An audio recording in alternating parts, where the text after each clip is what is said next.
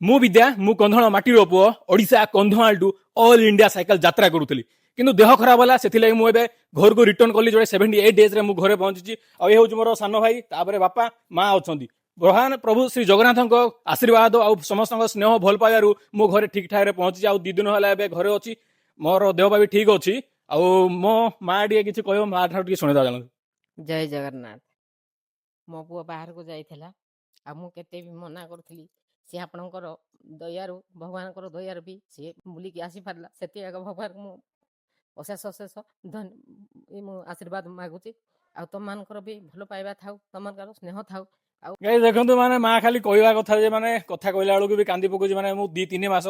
କେମିତି ରହିଛି ବାହାରେ ମାନେ ଫ୍ୟାମିଲିକୁ ଛାଡିକି ଗାଁ କଥା ମତେ ବହୁତ ମନେ ପଡୁଥିଲା ଯେତେବେଳେ ମୋର ଦେହ ଖରାପ ହେଲା ମୁଁ ସେଦିନ କହିନଥିଲି ଯେ ମୋର ଦେହ ଖରାପ ହେଲା ବୋଲିକି ତାପରେ ଯେତେବେଳେ ବେଶୀ ଦେହ ଖରାପ ହେଲା ମୁଁ ଘରକୁ ପଳେଇ ଆସିଲି ଆକ୍ଚୁଆଲି ମୋ ସାନ ଭାଇର ବାହାଘର ଅଛି ମେ ମାସରେ ତାର ବାହାଘର ଗଲା ପରେ ହିଁ ମୁଁ ଯାତ୍ରା କରିବି ନିହାତି ଲାଇକ୍ କରନ୍ତୁ ସେୟାର କରନ୍ତୁ ଜୟ ହିନ୍ଦ ଜୟ ଭାରତ ଜୟ ଜଗନ୍ନାଥ।